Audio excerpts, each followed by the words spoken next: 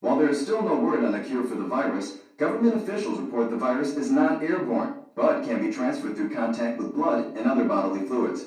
The virus seems to be making people uncontrollably violent, and also somehow seems to be reanimating the dead. When asked, a White House spokesman declined to comment on whether or not this was a terrorist attack. Due to the violent nature of the ones infected, the virus is spreading rapidly.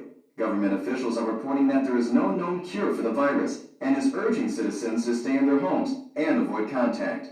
Citizens are also urged to lock and barricade all doors, windows, and any other point of entry.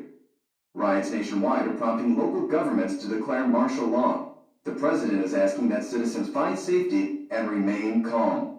Authorities are working on a plan to contain the outbreak.